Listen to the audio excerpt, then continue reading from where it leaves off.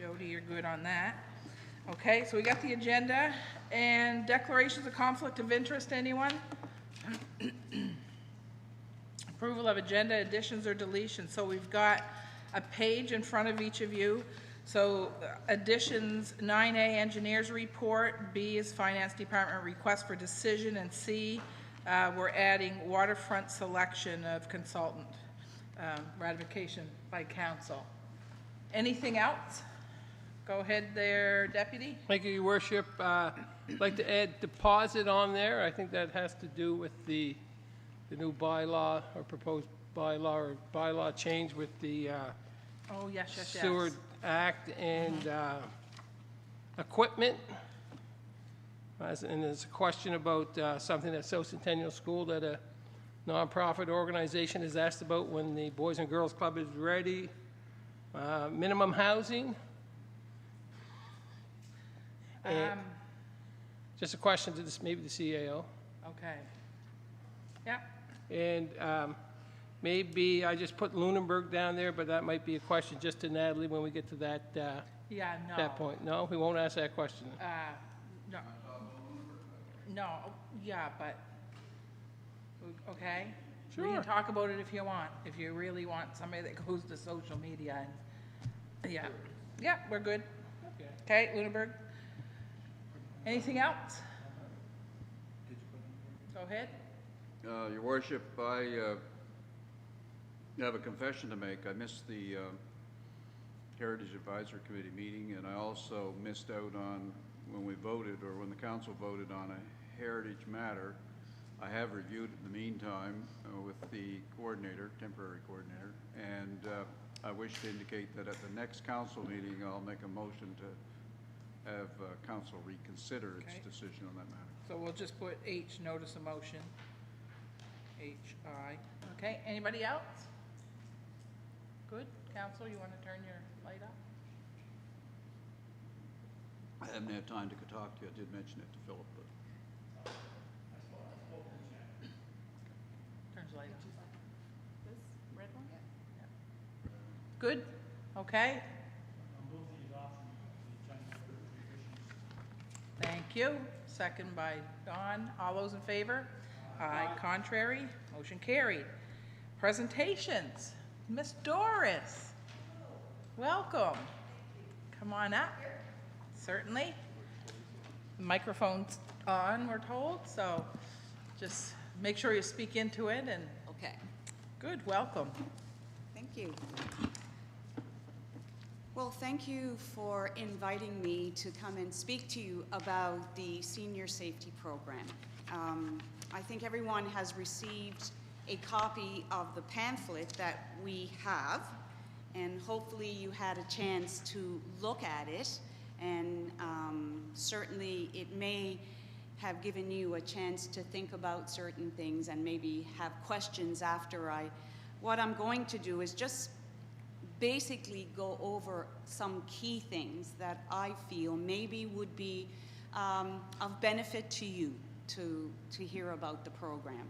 So the Senior Safety Program actually started about 5.5 years ago, and it is a partnership between the Department of Seniors, the RCMP, the Municipality of the District of Yarmouth, and the Municipality of Argyll, and the Yarmouth Town and County Crime Prevention Association. Those are the partners that we have in this program. There has been a memorandum of understanding that has been signed by these partners, and the program basically, if you looked at the pamphlet, is for seniors 55 and over of age. Many people will say, you know, why 55? Why not 65? I've never really been able to answer that, but certainly we have clients that are younger than 55, depending on their need. And certainly we will sit down and speak to whoever we need to speak to determine if that need has to be addressed. There are two pieces to the program that I see that are very important. There's an intervention program, and there is a prevention program, or piece to it, to the program. So the intervention piece is we actually do in-home visits. So we go into people's homes and we are able to talk to them in the comfort of their home, one-on-one basis. If there are caregivers or family members that want to be part of that, they are there. So certainly we try to look at the big picture and try to look at all the social determinants of health and some of the health issues or some of the concerns and needs that they have. So that's the intervention piece. With that, we partner with many, many different associations, whether it's government agencies or nonprofit agencies. We certainly, what I feel we do is navigate the system, and we try to pull in as many resources as we can to help the person or the family that we're dealing with. We are also advocates, so depending on the need, we will advocate for that senior. We know that there are some seniors who may have difficulty in understanding what they're reading. So sometimes, for an example, we may be able to help them understand complicated forms they have to fill out or applications they have to fill out. And so it brings down their stress level, they feel more comfortable, and they understand what actually they're filling out and or what they're signing. So for me and my co-worker, who is Peggy Boudreau, she is my co-worker and works for the municipality of Argyle, we certainly want people to feel comfortable in understanding also the information we give them.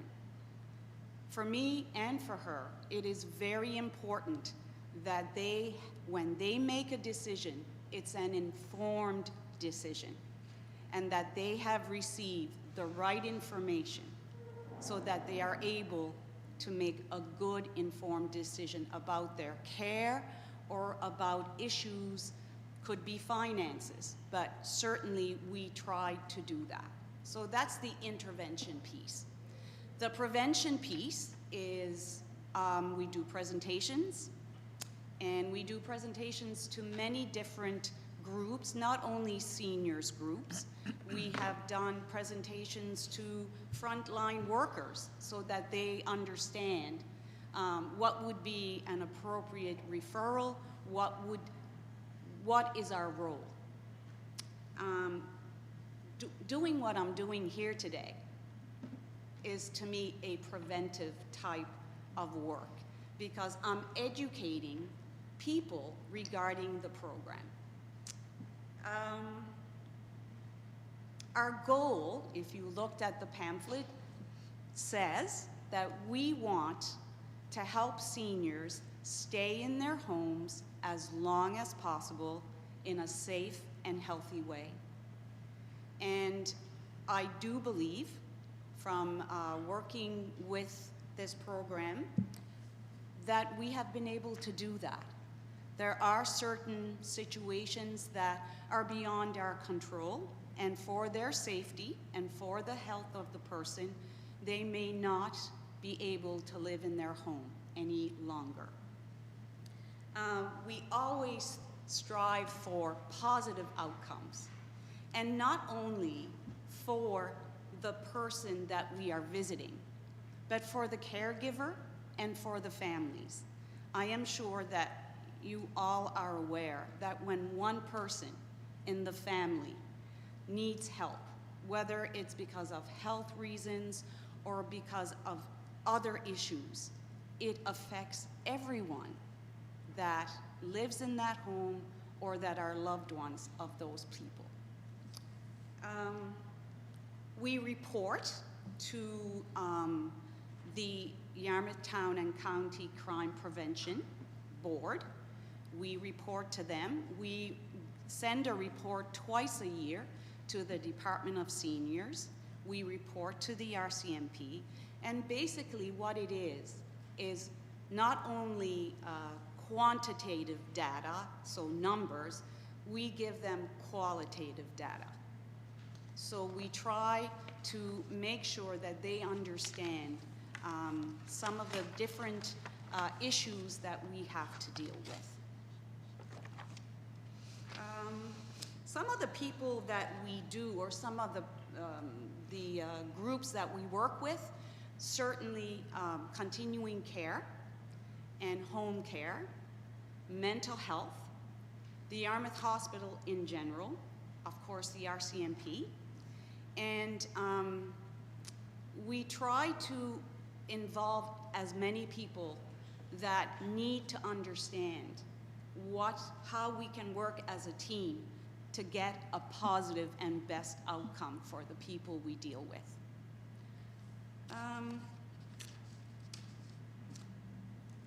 If there's a couple of things or issues that I would want to say is that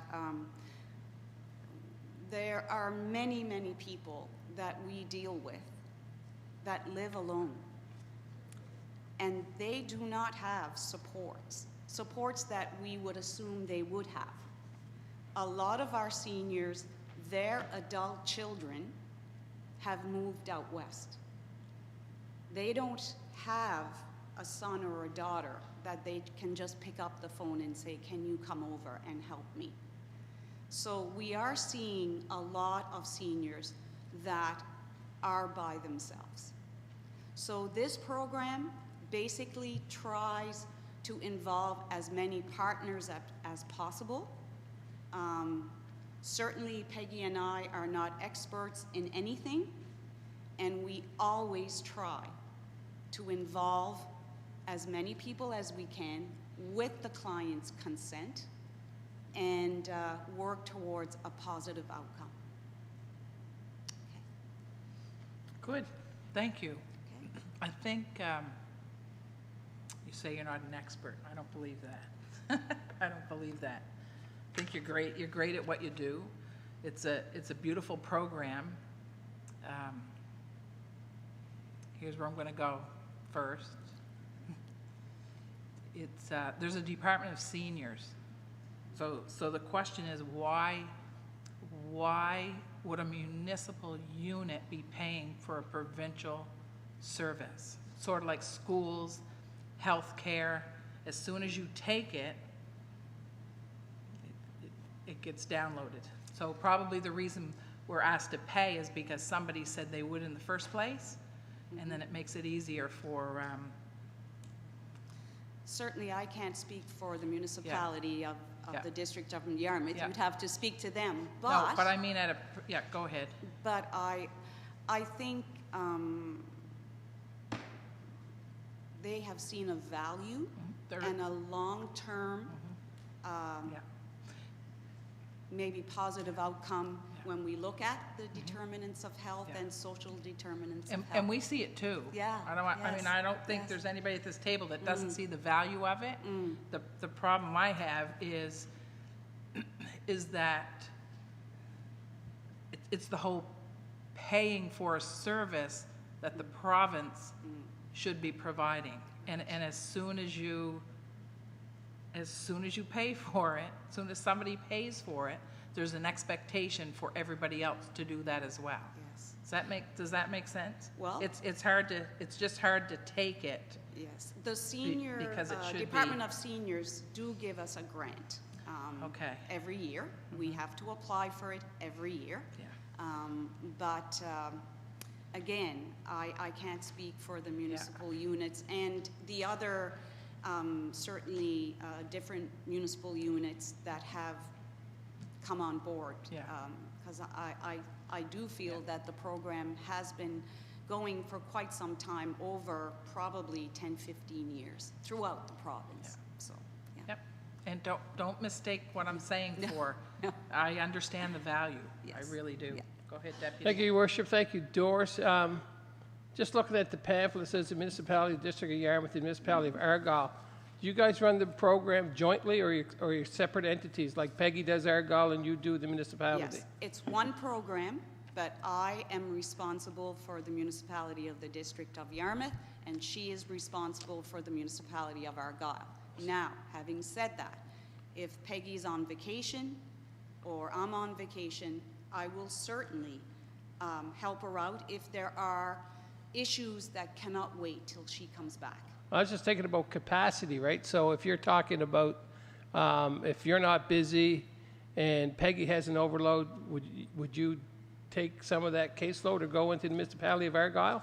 Or vice versa, or you just do your own thing? We basically do our own thing, but certainly we have done visits together, and sometimes if Peggy was, for an example, if Peggy was busy with a client and a call came in that something had to be dealt with as soon as possible, if I'm in the office doing paperwork, documenting, then you look at what needs to be done right now, and I would go help Peggy.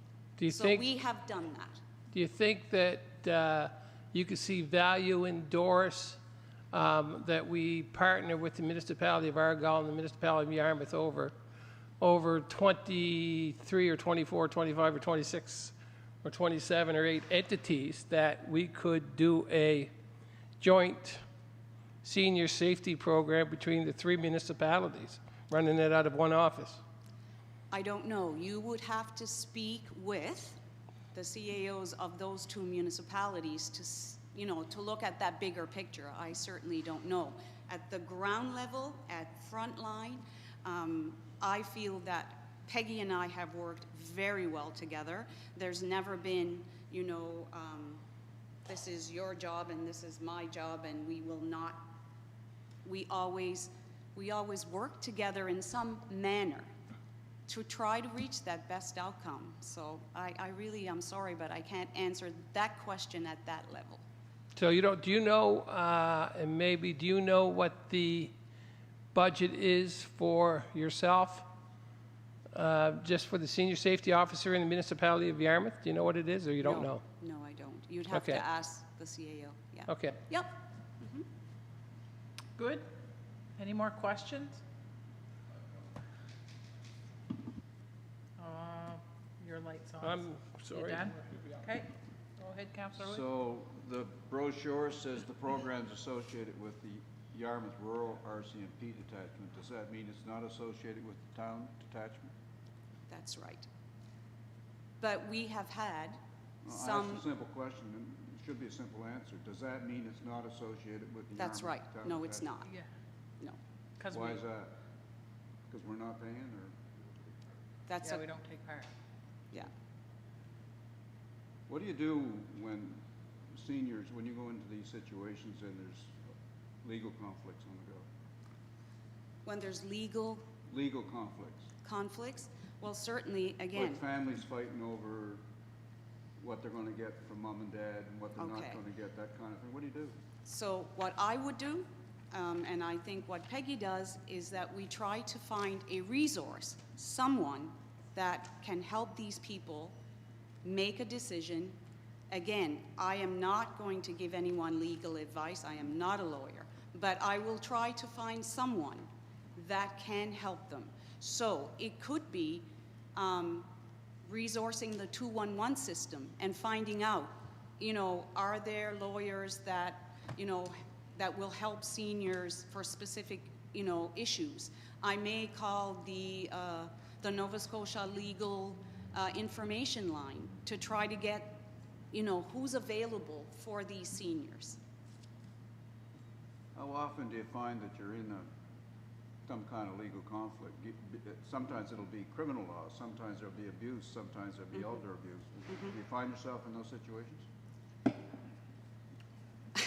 I would say that on a weekly basis, we see issues around financial abuse. We see issues around senior abuse in general. So I've been at this since 1972, And I've seen my share of these kinds of cases, and it's usually issues surrounding joint accounts, people taking money they shouldn't, brothers and sisters fighting over whether they should or shouldn't. Isn't Yeah. that the kind of thing you're dealing with? Yes, we deal Well, with, what happened to those people before you started your program? I'm not sure. All I can tell you is that at the end of the Well, day, I'm sure I know what happened. I'm sure you do, but at the end of the day, I hope that, again, the information I've given them, the resources I've given them, will help them to not be found caught in a situation where they are going to lose their savings. And certainly, I think that, you know, we may say to people, do you have a power of attorney? There are seniors that have no idea what that is. They don't have an idea that they can actually have someone determined or designated for medical decisions. So we try to give them information, and certainly, you know, if they choose to go to a lawyer and get that all set up, that's great. We always try to caution them. So if it is a power of attorney, if it is a joint account, we try to say, make sure that the person you are designating is someone that you know really well, that you trust. That sounds like you're giving legal advice. Well, maybe you feel that is legal advice, but we try to tell them, just think about these things. So one of the questions I have is, why do you think it's necessary? Well, first of all, in my experience, people work these things out. They sought the appropriate advice. If they wanted to go to war, they hired their lawyers and had a war over the issue, and it got resolved. Why do you think that's not the way it's going to end up in these days? Why do we need your program? Why do we need the program? Because there are resources in the community. I'm not just talking with lawyers. There's I know, resources yes. in the community. I guess if there's an answer to that, it would be, I think there are many seniors that are not aware of the resources that are there. And I know people have said, are you kidding me? You know, they should know that they can go to a lawyer, or they should know. But if Well, you their don't even have- ability, You don't even have the number for Nova Scotia Legal Aid on here. no, You don't even suggest it. And I suggest that a lot of your problem, a significant portion of the work you're doing involves legal disputes of some kind. but again, what we try to do is give them a number to the 211 system that has legal experts that will talk to them. There is different people that can give legal information. So we just try to navigate them in the right direction. So certainly, I can honestly say, I don't feel that I have ever, I can't speak for my coworker, but I have never given them legal advice saying do this or do that. What I have said is be careful, think about this, this, and this, and I will always tell them, you need to speak to someone that has legal information, legal advice, a lawyer. Most people will say, I can't afford a lawyer, because they live on fixed income. So that they need you to navigate. Yeah. That's Yeah, it, so yeah. we try to navigate the system, we try to advocate. Some people, not a large number, can't read or write. So to give them information on a power of attorney, they're not going to be able, they have to have someone sitting with them to explain to them what that is. And it's not for me to do that, but. Deputy? Doris, over the last couple of weeks, there's a few of us around the table that have had quite a few phone calls from residents about a housing issue. Yes. So, and they feel they're being somewhat abused, maybe emotionally or not physically, but emotionally. How would you deal with a problem like that, with a dispute with the landlord? Do they think that they're being unfairly treated? Okay. So if a Would you go to a tenancy board hearing with them, or would you be an advocate for those guys at a tenancy board hearing, or would you? If they wanted me to go with them to be a support, I would certainly do that. I do not understand, or I don't deal with the Tenancy Act, but I could go there to be able, some of these people have hearing problems. They can't even hear properly and may not understand the questions. So sometimes it may be that we will I guess, focus the question so that they understand it. But it would be only on a support role, for sure. Yeah. So if they had and I don't think they know the system or how to not navigate the system, but I don't think they like the answers that came out of the system, which is they don't think the system's treating them fairly, but they don't understand. Because you don't like the answer doesn't mean the system's not treating you fairly. That's right. So how do you advocate, or how do you get that message across if they're not willing to listen or participate in that part of the conversation? We just continue to, I certainly visit them and try to go over some of the issues again. And most of the people will eventually realize that there are rules at times that may not be what they want. But certainly we try to advocate as much as we can so that they will understand why this certain issue happened or why a certain decision was made. Okay? Good. Go ahead. Okay, with the increasing number of senior citizens, we're just wondering, what's your maximum number of clientele you could take on? I was looking at the number of active clients I have right now. I have 66 active clients. Oh, my goodness. Out of those active clients, 16 are what I would consider high risk.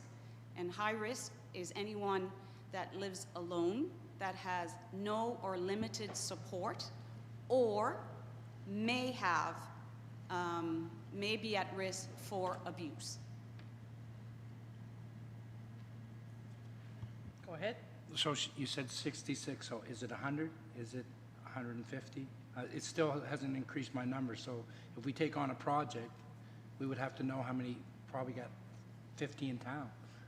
You know what I mean? So I'm just still looking at what's your blowout rate? What's your maximum rate that you think Well, you can have? the 100? thing is, we only have so much time in the day. Right. And you deal with, hopefully you look and you prioritize which ones need to be seen based on the issues. And again, if they're high risk, then they're the ones that you're going to spend the most time with. But again, there are, you know, you could have 3 clients. Depending on what we're dealing with, you could spend 2 or 3 days just with those 3 clients. It all depends on why you are there with them. What was the referral about? Yeah. Good. And I should mention that we have received referrals from family physicians, nurse practitioners, lawyers, RCMP, of course, from church groups, many people that are in the community and that they see that there is an issue or they are concerned about this person. We have had local employers, businesses that have called us because of something they've witnessed or something they've heard and felt that they needed to try to help these people. Yes. So, Good. Thank you, Doris. yeah, Good staff. okay. And certainly if there's anyone that you think of other questions that you may want to ask me, you're more than welcome. And I just want to mention, we do get referrals for people in town. And ethically, I feel that I can't say, no, you live in town, I'm sorry, and hang up. I will try to help them. I will try to give them a phone number. I will try to give them a resource person. And depending on the situation, I will follow up. I will call them and see, did it work? Were you able to speak to someone? So, I've got to follow up, so. Yeah, go If ahead. it's all right, Your Worship, I follow up. So, of the 16 high risks that you talk about, do you find that any of them, or a portion of them, are already in the system, say with home care or some other agency? no. No. Usually they've really had no support.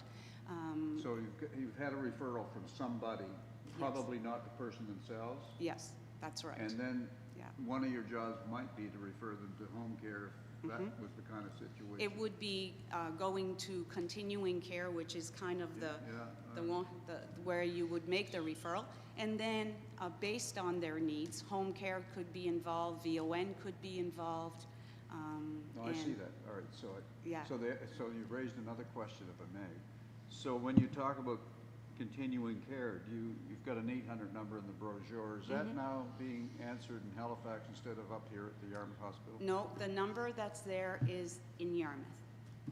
I understand that that number's no longer responsive, I don't know, but, Yeah, it is. I called it this morning.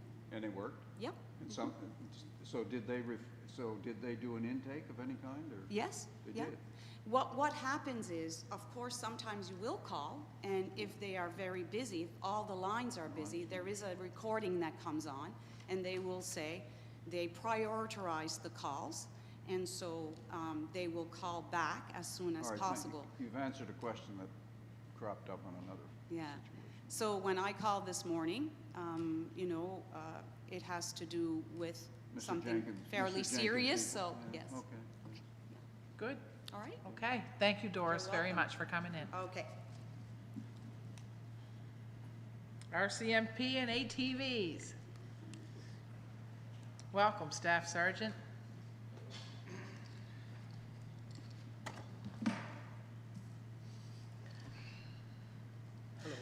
Hi. So the question is, I would suggest, the question is, attaching north with south. Yeah, And I just left the visitor information center today with a group of people down there saying same thing, right? Like how we can't get from point A to point B. And I said, that's funny, we have someone coming in to talk about that today. So you be brutal, give us what you think, and no, that's, like I said, I think there's a lot of support for that project. It's a pilot project that the province has gave the rights to some of the ATV association at some location in the province, like I think Weymouth and somewhere in Cape Breton as well, where they're allowed to use ATVs to go through the town, right? Those are rural areas. In town here, I think, like I said, there's a lot of support, and there's been a lot of talk, and a lot of those correspondence, I got some letters that are here in your office, and I read those letters, and they talk about how to implement this thing and this pilot project in town here, and they talk about enforcement. We were never consulted in this in town here. My office was never consulted.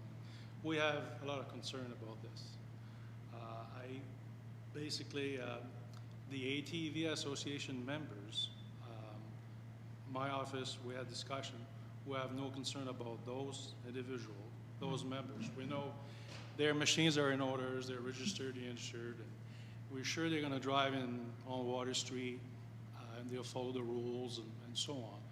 But where we are concerned is the rest of the users. If you put in the trails from both ends, you'll get the problems on the trails, you'll get them on Water Street. And I don't think those, the members of the ATV, the local ATV association, I don't think that the majority of people using those trails. I think the majority are young people, and other people are not members of that association. And they have different type of ATVs. A lot of them are not registered, insured, and There's often young people. They don't follow the rules on the trails, and there's also a lot of damage done on the trail as well. The local ATV association has been very critical of us as far as handling the complaint on the trails, because all the damages and the cause on the trail and the behavior there, the bad driving and so on. And we're very limited what we can do on the trails. And our concern again is that they're going to bring those problems on Water Street, and our ability to deal with this on Water Street is very limited. It's almost a culture in rural Nova Scotia. If you drive your wheeler on the street and the police try to pull you over, you just go. They know we won't chase them, right? And I think you're going to get this here. And that's what I'm concerned about. This road is not designed for this. You got parking on both sides. It gets very narrow around Rudders. And I think it's not a good thing. Those young people are afraid there. The young people with their ATVs, usually they have modified them with loud mufflers. They got mud tires. There's no mirrors on ATVs. You can't see what's behind you. You have helmets. You don't hear what's going on. And a lot of them don't have driver license. You don't need a driver license to drive an ATV on the trails. But they, in their proposal, they say you would need a driver license to drive on Water Street. Well, how do you check that, right? We're busy. We're busy with a lot of things. And it's not something that, and I expect a lot of complaints about this, and not something that we would like to add to our list of things to do. Right? So that's what I have to say about this. And that's all. Okay. So does it help at all to set the rules whereby they have to be licensed and registered? Although I understand you have to catch them. I get that. Yeah. But it's sort of like a car. You have to be registered and you have to have a license to be on the road. Yeah. Are there parameters we can set to help? I know, Well, I heard you think clearly. One other thing is to put signs at both ends of, at the end of both trails. Yeah. About the rules. Mm-hmm. And see what happened, you know. But once you open them, it's going to be hard to pick who's the right guy, the good guy, and when we start again following them and trying to stop them. Okay. It's 2 weeks ago we had a side-by-side on Water Street. Mm-hmm. We tried to stop it. The side-by-side hit the police car. The driver gave the finger to the policeman, and he drove away. Right? Well, this is that happens. All right. Yeah. So we haven't opened the trails yet. Right? So those things will happen. How much? I don't know. It'll be maybe seasonal. But this is. Do you want to see a bunch of kids fireworks night on the 1st of July on Water Street with their wheelers when the Water Street is full of people? Do you restrict that? How do you control that? You may have a lot of young people going to dualies for drinking with their wheelers parked on the lawn there. How do you enforce that? It brings us a lot of issues. Yeah, we can, I mean, every time we get a call, we're going to address it. But those are the things I think we have to be responsible and look at this before we allow this in town. I'm concerned about the safety. Okay. And the look of it also. Yeah. I mean, I'm not in the tourist industry, but what kind of people, what would you want to see on Water Street? You know, but I have a wheeler with lots of noise, mud tires going.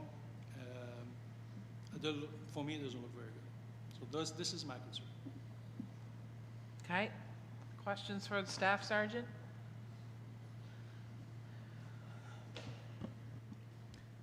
The matter's before the council because it was brought before the Police Advisory Committee at its last meeting, and I requested that it be put on the agenda. Frankly, our last meeting was, we've had 1 or 2 meetings of council since then. My own personal thoughts on it are this. I support everything that the staff sergeant said. This is not the first time the issue's come before the council, because in previous councils I served on, it was before us. Water Street is a public highway. only vehicles that should be on a public highway are vehicles that are registered under the Motor Vehicle Act and authorized to be on a public highway. That public highway at Water Street is no different than the public highway outside of town or inside of town. Those are my thoughts, and I think I'm correct in the thoughts, or I stand by them. I'm not likely to have my mind changed on it, frankly. So if it comes before council, I know how I'm going to vote. I'm not going to vote to approve unregistered ATVs tearing up and down Water Street or any other street in this town. Now, there are alternatives that, if we pursued them, we could find. They may not be what the Tim Hortons riders want, but we can't fix it for unregistered vehicles that are not registered to go on a public highway. That's the way I think. So, don't turn your light off yet. Yeah. So I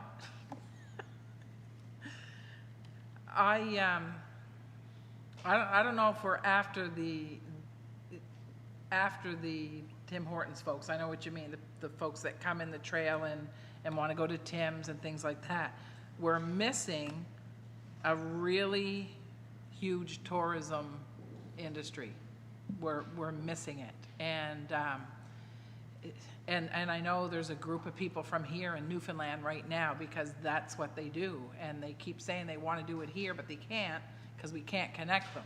So maybe it doesn't have to be Water Street, Dave, but it needs to be somewhere. So they cross Hibernia, they cross Prospect, right, with the signs, stop signs and all those things. And that's okay, right? Yeah, no, That's okay. There's no problem. Even Yeah. often they go by our office and they Yeah. cheat a little bit by Yeah. Petro Canada there, Mhm. and they go to Tim Hortons and they stop there and they come back. That's fine, but going right through here, Yeah, that's our issues. okay. All right. Anybody else, any questions for the staff sergeant? Go ahead, Wade, and I'm gonna tell you the sun, so if I don't answer your light, just wave at I'll me. just wave. Okay, good. Okay, there is a pilot project in effect across the province, as I'm sure you know. Yes. Have you heard any problems with that pilot project whatsoever? Have you heard anything of it, period?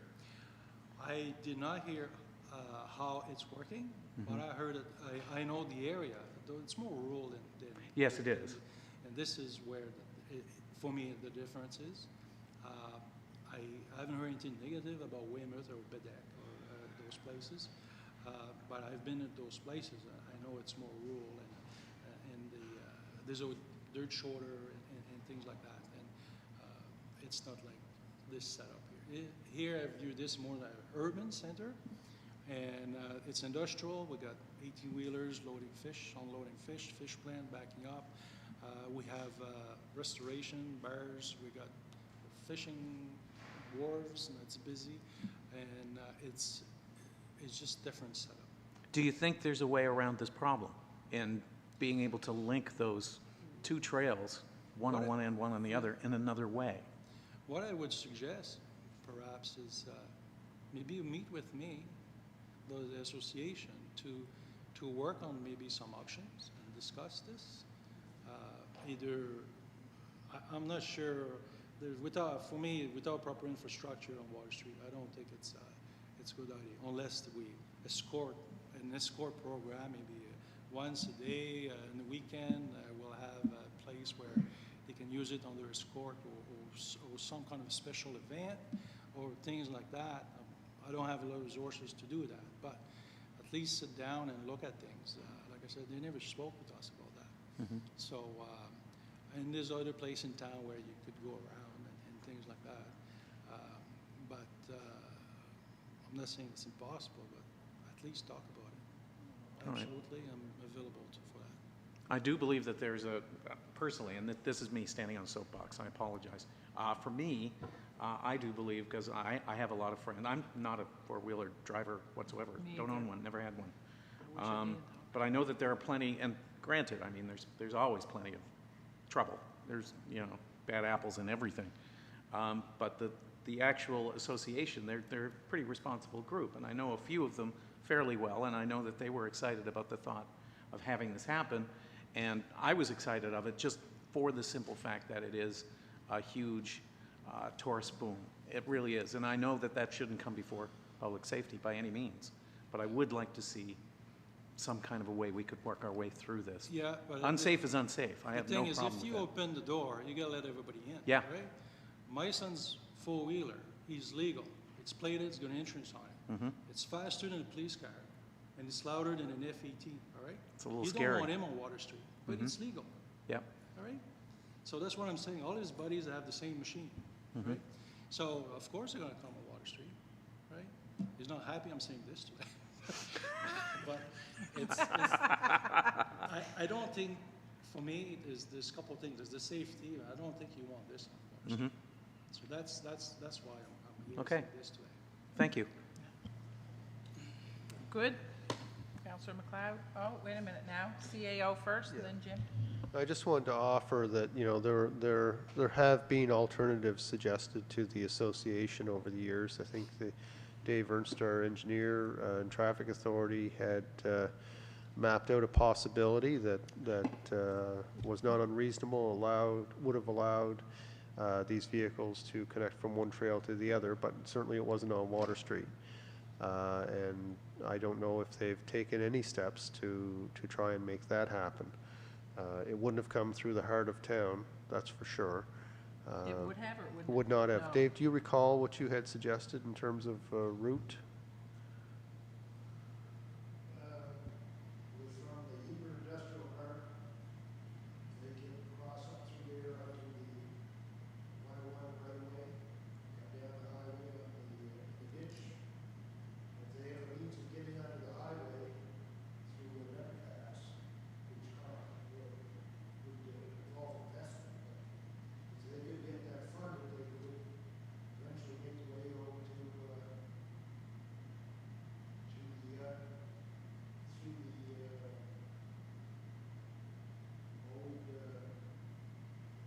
old problem. I think it is, not the connect, not through there.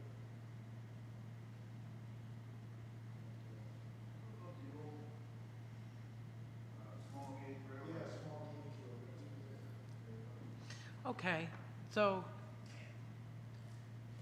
But it involves some investment. Nothing's, free. okay, Jim, you're on. With respect to my friend Councillor Hood, I traveled one day with a member of the ATV Association, not in an ATV, but in the vehicle, from the sewer plant to the where you pick up the trail on Water Street, and counted 27 roads or driveways that would open onto Water Street. So I asked this person what he thought it would take to get us to allow the traveling of the ATVs along Water Street, and I think, as everyone is suggesting around the table, it's not an easy thing to do. But I guess what I'm wondering about is if there's no any other solution we discuss or provide or begin to provide. It takes them out of town, and they're simply not interested in that. And so I guess there's no way that Water Street can accommodate an ATV safely. I don't want to have us allowing ATV on Water Street and then have an accident of some sort, possible fatality. But Sort of like I Popeyes. anyway, I'm ambivalent. I don't own an ATV. I've only been on one or two in my life. Wouldn't go on them any more than I have to. But it's a way of life in Western Nova Scotia. That's what I'm familiar with, and I respect what you guys are saying. Thank you very much. It's not the ATV Association member, most adult I'm concerned about. It's the rest. I'm sure the people that really want this to happen are responsible operators of ATVs, and I'm not concerned about them. It's like I said, if we open the door, we're getting everybody, and this is where it gets tricky. It seems like every decision not every, but most decisions we make goes right down to that lowest common denominator. The few ruin it for the majority. What a shame. It happens with everything, it seems, lately. Go ahead. And I kind of agree with Councillor Hood. I've heard all sides of the issues, but I'm on the committee for the Digby Highway extension or the bypass, and the provincial government has given $1 million to an area in around Weymouth to build a under overpass for all-terrain vehicles in that corridor, right? I think they have about a $55 million project by the time they're all said and done, from Digby to Marshalltown down to where the post office is and the little store there. And Yeah. that's about there, yeah, that's about a $55 million project, and part of that project is all-terrain vehicle access in the Weymouth area. But if you listen to what Councillor Hood said, and you do those small gains so they don't come down, we've done lots of things in downtown Yarmouth for our business community in downtown. If you did that all-terrain vehicle access from the 101 to the 103, businesses, if it's such a tourist generator, businesses will, like the Gaia Food Truck or Clark's Catering Truck, or the gentleman there at Chuck's Diner, those guys will improve or lengthen their hours or do something different to encapsulate or get those people going by on all-terrain vehicles. And the thing I hear from people is they want to get from one trail to the other. So if they get from one trail to the other, from there to there, or out there to out there, what we're doing is generating business in a different location in the town of Yarmouth, right? And the safety is going to be easier out there than it is going to be down here.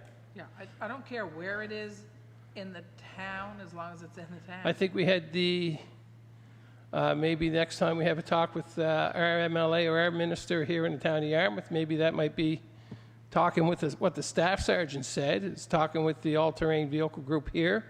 Maybe do that small gains, look at that small gains thing again, because there is a business opportunity there, right? It doesn't, we've done enough, we're doing a lot for business here on Main Street and Water Street. Maybe it's time to generate it the other way too. But where are you talking small gains? What's the small Well, they're gain? talking like in the alt. Small Gains Road is a right-of-way they were going to build a small gauge, not small gains, small gauge railroad one time. They started it. There's a right-of-way, goes out this side of the reserve and right out through Fry's Lake and intersects with the #1 highway, doesn't it? So it's in town. And that's existed, okay. when I was a kid, it was still, you could still see it in the woods. And that would bring them right, if it comes to Allwood, now they're to the shopping center parking lot and the Mariner Center parking lot. And we got public transit to take them anywhere they want to go in the town. Okay, that works. I mean, come on. Works for me. I was thinking small gains road out past. You're thinking of AFN. the Small Gains Road. That's exactly This what is I was thinking of. Small gauge railway, white okay. right-of-way, which is like a 120 or 30-year-old company that was going to build a railroad. I That's- have So never- Dave's done his homework on this one. The trouble is sometimes, Your Worship, all due respect, I'm not trying to No, I'm knock with the you. Tim Hortons crowd. What I'm saying, some people get stubborn, they just keep beating on you until they get Yeah. their way.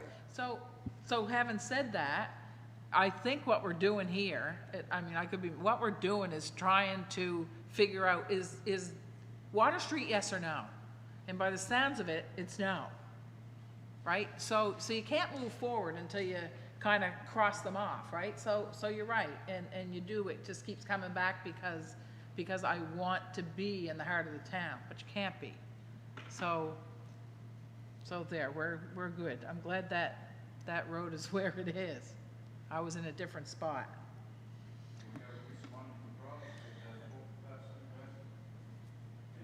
I think the staff sergeant was right too, was engaged. Yeah. Those guys first. Okay, so let's do this so that we just don't leave it at the table. You want to do a motion for me there, Deputy, for that that staff be directed to pull together those components. So the RCMP local, the ATV Association, maybe our MLA and And MLA, yeah. and council representation, And probably have to be. and the engineer. And the engineer, Yeah, yeah, yeah, that's what I mean, RCMP, yeah, yeah. yeah, And I think probably somebody from the municipality too, since we're gonna be, yeah, sure. Yeah. That works. Jody, you got something there? You- Got it? Okay, Okay. Did you make that motion? make that a motion. Second by Counselor McLeod. All those in favor? Aye. Contrary? Motion carried. Thank you, Staff Sergeant Thank you. and neighbor with the noisy ATV. Thank you. Thanks for coming in, Michelle. Appreciate it. All right. CAO report. Go ahead. Your worship, I've attached my report, which includes the previous motions of council, those in progress and those completed over the last month. I'll also point out that there is a second report, but once every 3 to 4 months, I bring you an update on where we are with the priorities that have been assigned to me through our priority process, and that is for your information. And if you have any questions on any of those items, pleased to answer. So under this waterfront development, we're going to do that today, and Yes. then we're going to do a council meeting after. Because That's you'd like to get that in. That's what we'd like to do. Because the September council meeting is delayed an additional week, pushed back an additional week, it's almost a month, well, it is a month from this week before you meet as council. So we did the RFP process, which Councillor McLeod will present later on the agenda, and we would like, if you would consider it, to ratify at a council meeting after this. Perfect. Any questions for the CAO? Good? Good, okay. Who's on the, receive these? Nope. No, okay. Oh, we're good. A good question. Thanks, Cliff. Fire department report.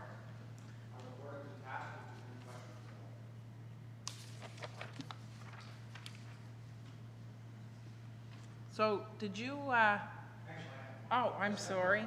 It's not a long one either. I'm just very curious, because of course it came out today, and I read it in your report too, about basically the lack of recruitment with this last particular drive. Is there any, I don't know, alternative idea? Like, how are we going to handle this? What are we looking at? Yeah, right now what we're doing is we're going to look at we have a number of the names with phone numbers. We're going to phone them and ask them what happened. I did receive a call from one yesterday or day before, and it drops down to, and I don't know if this is with all of them, but it drops down to the medical question again. You can't get a medical doctor to complete the medical requirement for it. And if you can't get a doctor to do it, how can you let them join? Okay. So if that's the same problem, which is the same problem we had last year, and we find that out, we're going to have to look for a way to be able to get them all medically checked. And I don't know how we'll do that, because each time we go to do something, and when it comes to the medical sides, we don't have any avenue to take. Right? So that's what we're looking at right now. There was between, I don't get Facebook. I know there's a lot of stuff on Facebook, but I don't have Facebook, and I never will have it. Between 50 and 60 applications went out, and we only had 3 confirmed applications returned that were completed. All the rest, we don't know why. And out of this 50 to 60, there's approximately 60 to 65% were female, right, which is positive. The 3 we did get was 1 female, 2 males. Mm-hmm. And I'm really pushing diversity, so I really wanted to see more females. So I don't know what happened to I guess the report that was sent out by CBC had something wrong with it, someone said. I don't know what it is, but to me, I'm just going to do what's right, and we're going to push forward, try and figure out what the problem is, and if there is an avenue we can take, we're going to take it. Okay. Right. I just don't want to cancel the course, because if we cancel the course, it's like we started in April, and we were telling all these people who were very positive, and CBC helped us out, all the media helped us out with this, right? There was a big influx of interest, and very positive stuff was happening. Then all of a sudden, only 3, and we don't know why. Mm-hmm. So once I figure that out, we'll look for a way to. Thank you, Chief. Go ahead. I'm just wondering, John, we got Fireman's Day coming out, and I know it's always been very successful. Is there a recruitment effort or a drive on that day to get some people interested, or they just kind of, they go out there and they might pique their interest and it's something they might want to do? We recruit constantly throughout the year, so at every event we do, there are other, like some of the members talking to people who may be interested. So we're not doing something specific this year for it, but it's always there.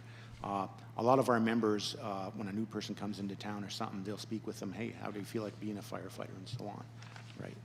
So. Yep. Good. CAO? Yeah, I just wanted to comment on it because I share the chief's concern about the low number versus the number of applications went out, but I think also to put it in context, Chief Farrell's done a wonderful job in terms of improving our recruitment of new members to the fire department, and so, you know, we're not sure what happened in this instance yet, but I think keep it in context. We're doing a great job of recruiting volunteers and building your firefighting force, so just keep going at it and find out what happened in this case, but keep up the recruitment efforts because the diversity in the department is increasing, the number of volunteers is increasing, and I think and the morale, I think, is increasing, so keep up the good work. Thanks. Good. Anything else for the chief? Thank you very much. Planning Department. Morris is here. Any questions for Morris?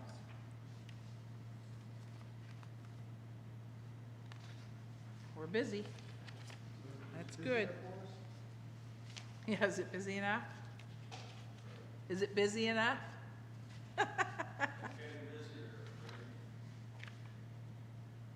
Yeah, a lot going on. Okay, nothing for Morris. Operational services. Okay. Yeah, engineer's report on the additions, isn't it? Is that it, Dave? Engineer's report that we put on additions? Yeah. Okay, anything for Dave? Any questions?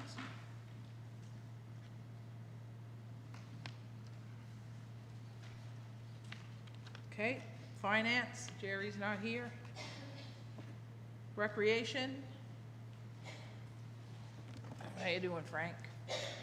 I'll take 30 seconds. I apologize for not circulating the report. But as always, our website, yarmouthrecreation.ca, and our Yarmouth Recreation Facebook page are always updated. Just a few things. This coming Sunday from 12 to 4, Switch Open Street will be happening once again. 47 registered vendors, plus all the open shops. Should be beautiful weather, so it should be a great Switch Open Street. The Play On Ball Hockey Arena has been installed at the Mariner Center, and so far so good. Lots of people popping in, using it, exactly what we wanted, and perfect timing with the ice going into the Mariner Center.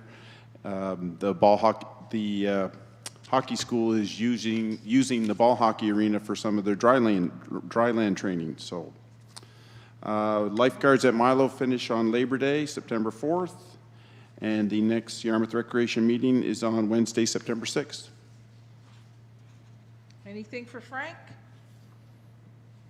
Been a busy summer. I have a question. Oh, sorry, Phil, go ahead. Yeah, and I was just going to comment, Frank, the Play On arena looks fantastic, and you said the uptake has been really, really good. Terrific partnership with the Mariner Center. They've helped us out. The Ag Society's lent us a couple bleachers now we've got put in place.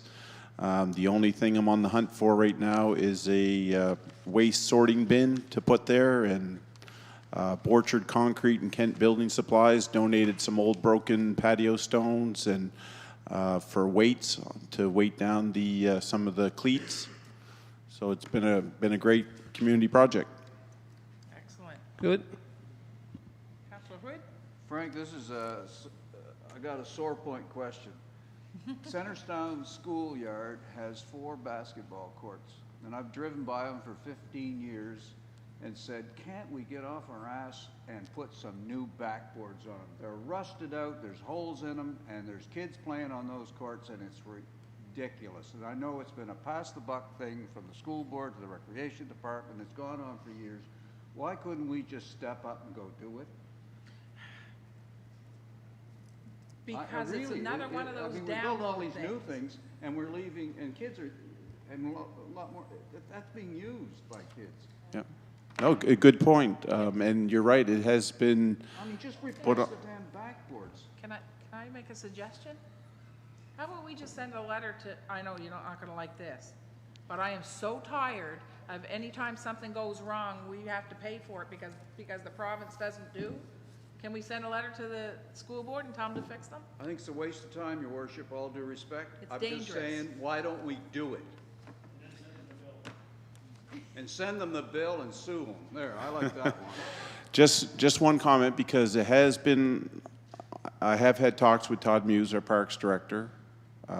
Todd had mentioned that there are still basketball backboards in the old high school, so that they own it. possibly could be taken out. I just didn't know if the high school was sold, if the town still owns it, so, Come see, yeah, so. There you could- go. talk to Jeff. Because I'm about ready to take a picture and put it in the vanguard of the, you know, is this our priorities? What are we doing here? We're building on skateboard parks and everything else, and these things are sitting here rotting away. It's ridiculous. Thank you. You're most welcome. I don't even play basketball. I'm too short. And I too was old. captain of my high school team.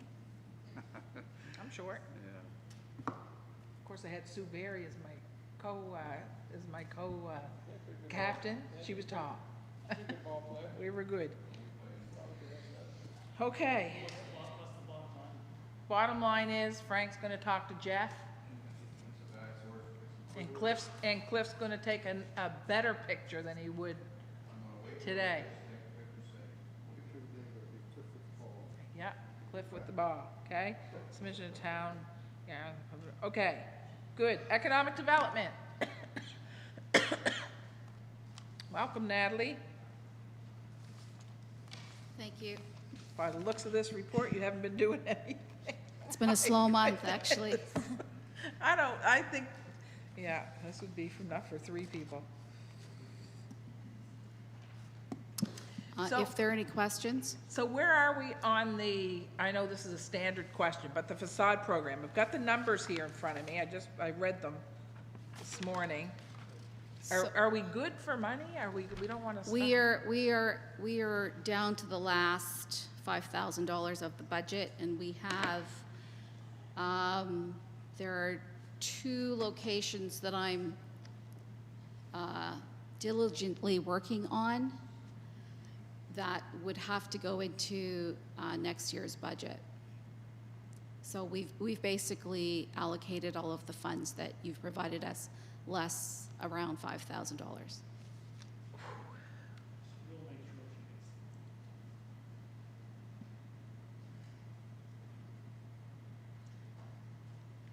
Are there people asking now and we don't have money in there? Is that it? Are there people asking to be part of it and there's? Yes, yeah, and they're really key buildings in the town that desperately need it. So I have spoken to the finance director to let him be aware of some of these upcoming situations. So we'll just talk it through and bring it back to council. Okay, let's make sure that happens. Yeah. But there's a lot of stuff happening. I know. Any questions for Natalie? Good, okay. Oh, sorry, go ahead. I just had a question on the port readiness small cruise ship workshop. What the holdup is on the committee? Actually, I followed up this past week with the general manager of YASTA, Neil, to find out when we're going to start that committee. One of his staff has been working diligently behind the scenes with the small cruise ship lines, but we need to still get back to committee so that we can look at that punch list that was done at that report from a regional point of view of what we need to plan whether it's minor capital improvements or major ones, we need to get those things out to the different organizations to be ready. But so far, they have had contact with other valuable organizations that have come and done some site selection, some site activity here. So we just need to bring it back, and I would suggest that perhaps it might be a good idea either September, October, to ask YASTA to come and present and give an update formally, since we did contribute some money towards that in this year's budget. Right, okay, thank you. And my other question was on the transit system. It looks great that it seems like we've got a lot more riders this year than last year, for sure, it's up. So do we feel that we're meeting our projections for the year? We are below whatever we had forecasted would be an ideal ridership, but it's in the right direction. The demographics using the bus are generally our seniors community to get back and from appointments, for shopping, for socialization. Part of what we're looking to do with the new transit video, which is basically going to be kind of a soft marketing about how to use the bus, where the bus goes, but is to target students and to target young moms to use the bus. Okay, great, thank you. Good. Okay. Good. Anything else for Natalie? Good to go. Thank you. Oh, CAO? Just on the one item that Natalie addressed around the cruise ship readiness, if you wish to have a presentation from YASTA, an update from YASTA, then you should make a motion on that, and we can action it. We can send them an email and ask. Is it a I will ask Neil. yeah, whatever anybody wants to do, but Yeah. I don't know if we need a presentation for a yes or no answer. Go ahead, Cliff. Natalie, I wonder if it would be possible when you do this graph, future date, that if you could show us the projected number as a line on the graph, so that we could compare the projected to the actuals? I can do that. I'll speak with finance to show what was budgeted from a point of view of a revenue plan. Okay, thank you. Yeah. Yeah. Yeah, yes, I'm looking at the schedule and it shows 2016, 2017, but it'd be interesting to me to visualize and see how we're doing in terms of the projections that were originally out there. Yeah, so we don't really have, to be honest, we don't really have original projections. We had a budget projection in terms of how we thought it would net out, and we can show you that. Can't you translate that into a linear display here? We could give it to you. Yeah. Yeah, we wouldn't project variances month to month, but yeah, we can overlay that for sure. Yeah, we had engaged a consultant to develop a plan, and then we went away from his plan for a variety of reasons. We simply disagreed with his approach. His projections, I think, were extremely optimistic. So I would hesitate to overlay those, but based on our financial budgeting, we can do something there. I do share Councillor Dennis's note that the projections are up, or the ridership is up, and that's good news. I've been concerned about it because sometimes, a lot of times, you tend to see the bus and you think it's being underutilized, but it is up, so that's good.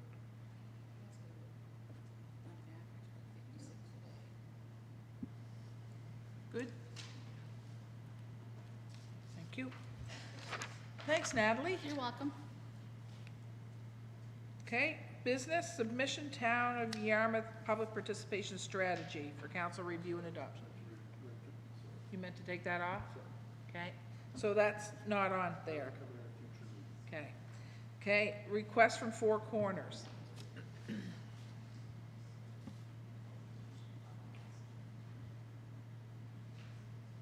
Oh, and I might be on a different page.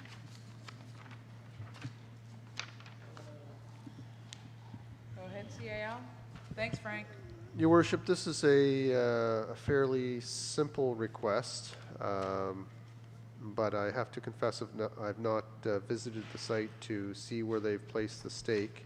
I don't know if any members of council had the opportunity to view this. But as the email says, they're requesting permission to erect a 6x6 clothesline post on town property at 34 Church Street. The dwelling was demolished a few years ago, and they're talking about how it would be installed in concrete, so it should be stable. And so it's for an adjacent property. They would like to be able to extend the clothesline over a property that we own.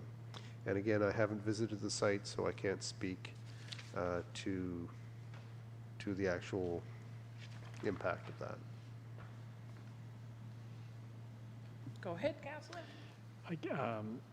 Jeff and Your Worship, when I first looked at it, my question to you people or to staff is, why, is there any reason why we can't do it?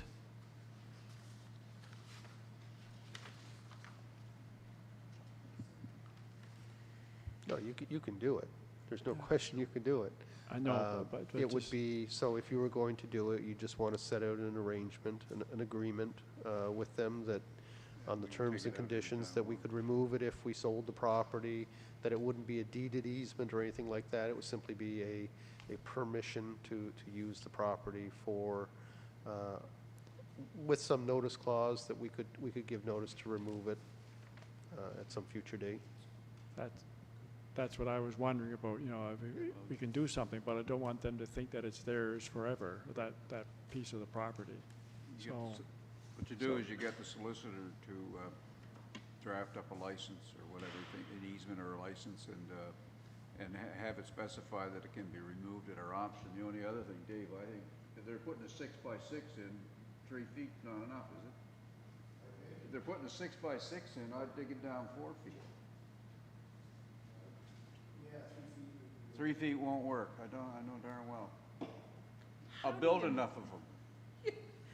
Between Phil, who knows everybody's name, and you're a walking encyclopedia. No, I'm a fountain of useless information. No, that's the engineer in you coming out. Okay. All right, so to Cliff's point, I think we should do it, but Right. providing they build it good enough that it's not going to fall down. Okay. So, all right. So, I'm looking for a motion. yeah. Yes. Before we say yes to this, I'm going to look at the planner and ask if he has any concerns. As the planner, what we're talking about is granting a license to an adjacent property owner to erect a clothesline pole on a property that we own, so they would be able to hang their clothes. There, any planning issue with that? Okay. Good answer. Good answer. I'll make so who's in the chair here? I'll make a motion. It's fine. So, Your Worship, I'll make a motion that, subject to entering into an agreement as prepared by our solicitor, either a license or an easement, and subject to the condition that it could be removed if there was a need to remove it at a future date, that we grant approval on the condition that it be constructed in a manner that it requires a 4-foot deep hole for a 6x6 post. It's been moved. Do you have a seconder? I'll second that. Seconded by Councillor Cleveland. All those in favor? Aye. Contrary? Motion is passed. Good job.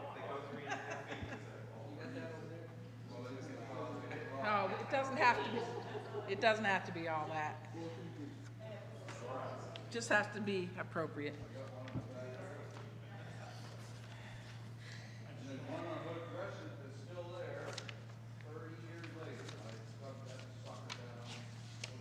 Oh.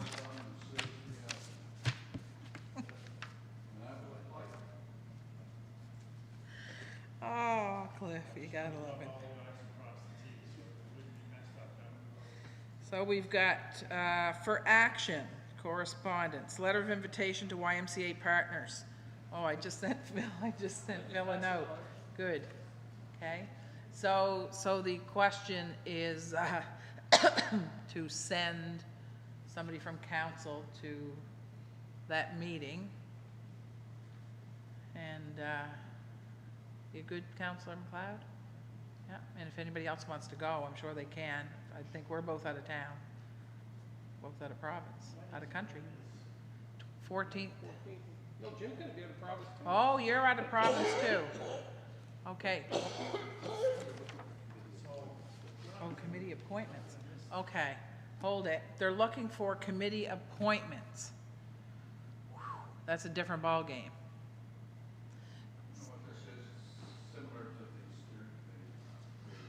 Yeah, okay. How many appointments are they looking for from 10? 4? 4. Do they have to be all? They said, no, they don't all have to be council, you can have staff, so. That's right. Okay. Can we take a look at that first? Does it have to be done today? Can we delay Well, that? here, We won't have a meeting before they want the. yeah, steering committee before. yeah. All right. We won't. Go ahead. You were gonna say, Your worship, if council wants more time to consider the appointments, it might be appropriate if some councillors are available and interested in attending the one meeting, we could advise them that we will send a delegation to that meeting, but that we would make our appointments at a later date, if that yeah. meets your needs. Well, we need somebody to be at that September 14th meeting, right? I would I say. think Jeff's gonna be out of town too. Yeah, you're gonna be out of town. So, I think Jerry was at the last one, wasn't he, Jeff? so who wants to go? You're out of town too. You're out of town. Go ahead, Jim. I was just thinking about the activity associated with the new Arts and Crafts Center, and some of us might be busy with that too, you know, from Yeah. different committees. So I'm just trying to. Arts and culture. So, Arts and- so it doesn't, I mean, we don't have to decide today, No. but we can certainly let them know. But okay, so nobody at this table can go? So, yeah, the 14th is, and I had said that before. When are we back? Before this. When are we back? I will be back 14th? You're back the 14th? Yeah. At what time? We come back, I think, the night of the 13th, so I'm good to go. Oh, yeah. Okay. Jim, we're back the night of the 13th. Natalie? Yeah, 14th we'll be back. Yeah, I'm good to go, so Jim's good to go. Oh, we're all right then. Jeff? Yeah. So, Yeah. you able to go, Jim and Phil? Yeah. Yeah, Jeff? Jeff, if you're not. Okay, yeah, I guess I'm still out of province that day, sorry, but, okay, good. We're covered. Any lights I can't see, all I can see is okay, you just wave if I miss you. All right, previously distributed. Okay, additions. Got more additions than we had regular items. Engineers report. Yes, sir. It wasn't. Do you want it to be a motion? I'll make a motion, your worship, that myself, Councillor Jim McLeod, the CAO, Jeff Gushu, and Director of Finance go to the meeting on September the 14th, and then we'll finalize our picks after that. Okay, The initial meeting. okay. Good? All those in favor? Aye. Oh, who seconded that? Thanks, Don. Jim did. Don or Cliff, one of you? Okay, all those in favor? Aye. Contrary? Motion carried. Okay, engineers report. That was attached, but we didn't have any questions for Dave then. Finance Department request for decision.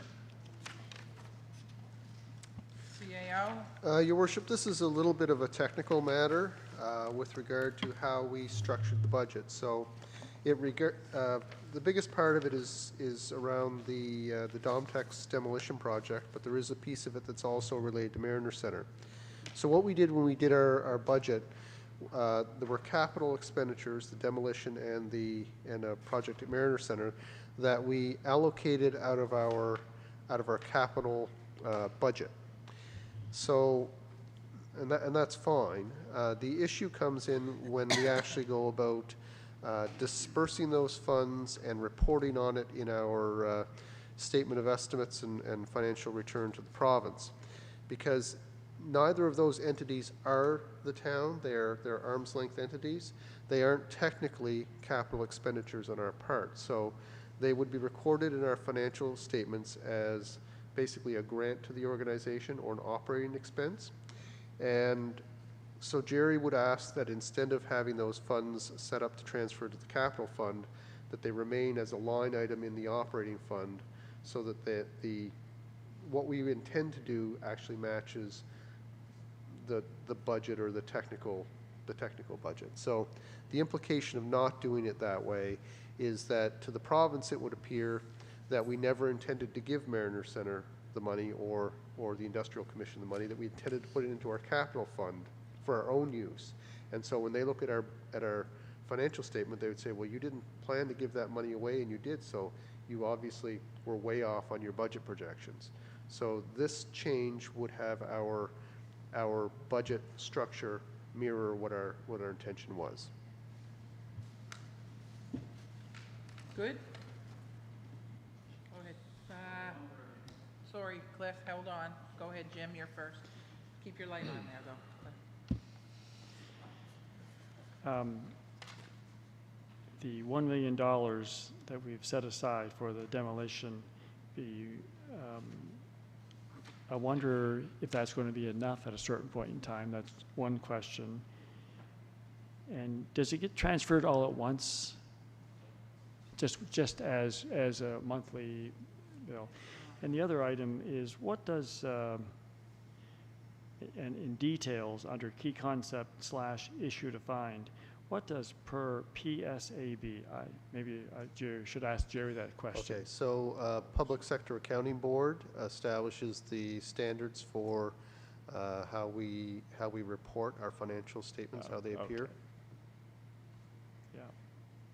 Yeah. And down under desired outcomes, Jeff, council would agree to move the budget allocation for the fiscal 2018. That's next year. No, that's this year. We're 17-18, and Jerry always refers to it as the year in which it ends. All right. So for discussion purposes, I'm happy to make a motion that we recommend as indicated in the request for decision. Okay, go ahead, Councilor Wood. On the $1 million, what are the safeguards to ensure that the Yarmouth Area Industrial Commission uses it for demolition and not something else? Once it goes over to their general revenue funds. Right. Well, sorry to ask the question. No, it's a fair question. So we are not dispersing $1 million at one time. We're dispersing monthly based on claims that the commission is making for costs incurred for that project. And so we have a manager that we know is diligent and is billing us appropriately. We have members of our council that are on the board, and I attend their meetings as well, and I also review the payments we make. So I'm confident that we won't have an issue with the funds being allocated to other purposes. And to Councillor McLeod's question about will it be enough, the project was tendered and awarded within a $3 million budget. There have been some issues, as we're all aware, with resolving some issues with adjacent connected properties. That has caused some delays in the work. Whether or not that will affect the budget or the cost at the end of the day is still undetermined. So there is a possibility, but at this point we can't say for sure. And the second question, Your Worship, the $135,000 in the Mariner Center capital projects, how long has that been in a reserve? Is that connected to the budget or to the monies that were returned to the municipal units when we finished the original Mariner Center project? Where did it come from? That money came out of general revenue this year. That isn't being taken from a reserve, so that's coming out of the general revenue that funds our funds our capital piece. And what we're suggesting here is that instead of having it transferred to the capital fund, that it instead be just dispersed directly to Mariner Center out of the operating fund. So it is current year revenue. To answer, I guess, the implied question was about the reserve from the monies that were returned from the original construction. Those monies were dispersed to the two owners. We took our share, and the municipality of Yarmouth received their share. And since then, we've funded a number of capital projects, including extensions and Zambonis and that kind of thing. So again, the question is, 135,000 goes over to Mariner Center funding for what? Going from memory here, but I'm going to say they were replacing chairs that they use on the floor when they have events, and I believe a new Zamboni is part of the plan there as well. So are we satisfied that if that money goes over there, it'll be used for the things that it was allocated for? Yes. Thank you.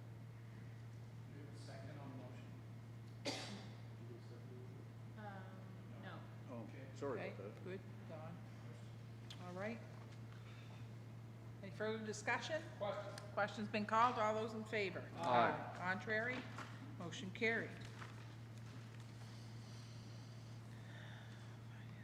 Waterfront selection, am I here?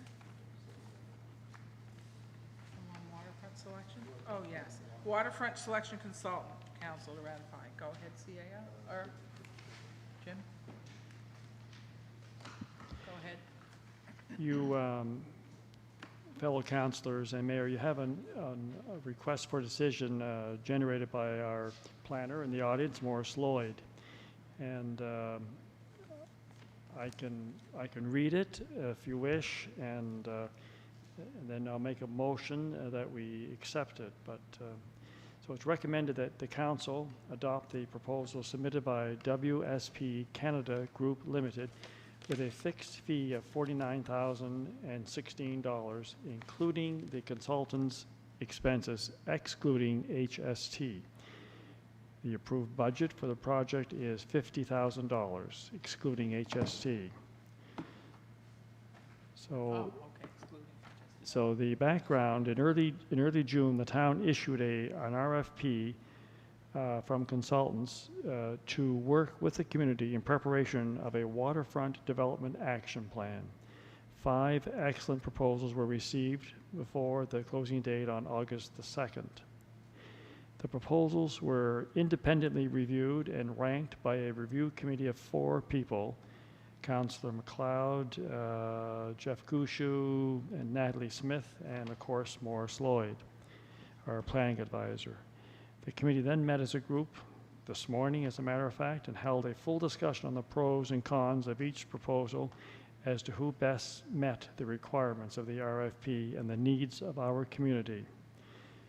The committee unanimously recommends that the town accept the proposal submitted by WSP Canada Group Limited with a fixed fee of $49,000 or $49,016, including the consultant's project expenses, excluding HST.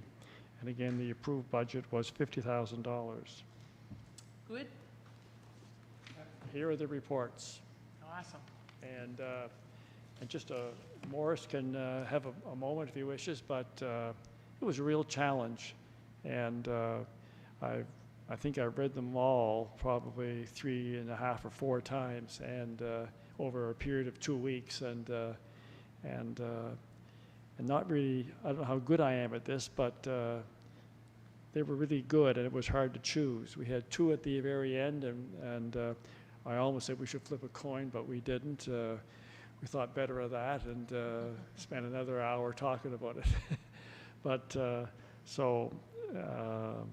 I'm looking forward to the activity associated with this, and we'll be reporting to council on a regular basis. So moved, Your Worship, and Second by Councillor Barry. Question. Okay, question's been called. All those in favor? Aye. Contrary? Motion carried. This is exciting.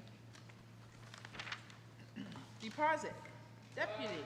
Yeah, thank you, Your Worship. I had a question from a constituent about the new sewer bylaw, that they've already paid the deposit or hold back for street work. If we do pass this new bylaw coming up, will they get their money? Because it's going to be, I think it would be next year sometime if they'd get their money back. I think the work's already done. Well, I don't know. They said they've done the work, so I didn't go down and check it, but Past legislation is not retroactive. Yeah, so we'd have to look at that. As the councillors indicated, it is not retroactive. It'll be effective when it's passed. But normally it's a full frost cycle. okay. Good. Equipment. Equipment, thank you, Your Worship.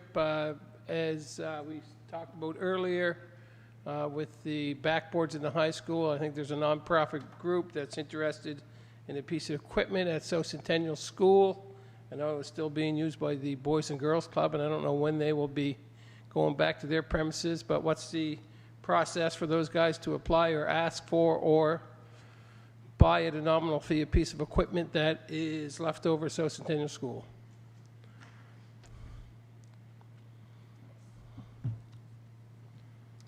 Is this an installed piece of equipment? No, this can be moved. This what can be moved? Yes. Okay. So It's we- not nailed to anything, screwed to anything, bolted to anything, it can be moved. Okay, so, Surprised it's still there then. yeah, Wow.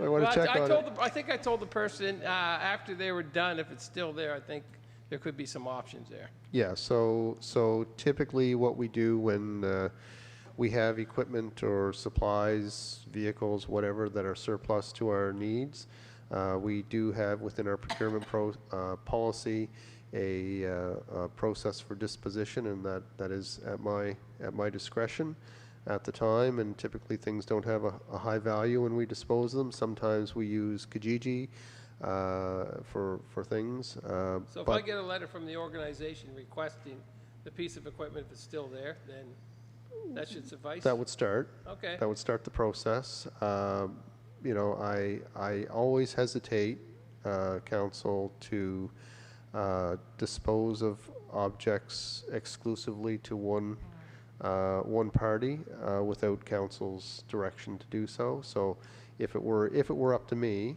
normally it would be a process where it would be offered to the public in some way, but that doesn't mean that you can't, at your discretion, if you have a specific request to give a surplus piece of equipment in kind.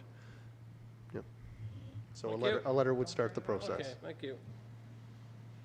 Minimum housing. I think that was addressed by Doris, and I think some of the questions evolved around that Oh, yes, issue. yes. Lunenburg. I think that's self-explanatory, and I think we can go from wherever we have to do. Thank you. Notice of motion. I do. I'll talk to Natalie, I'll talk to Phil too. Okay, Cliff, did you want to do a notice of motion? Oh, sorry. You were just advising us.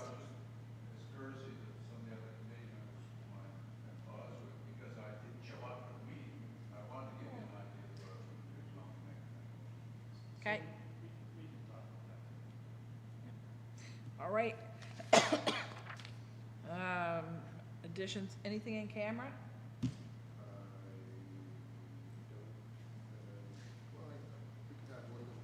Okay. Motion to, first of all, let's take care of,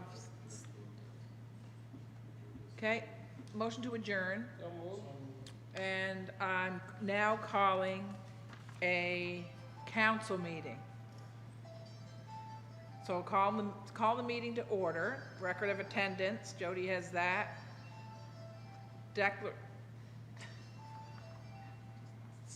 Silence.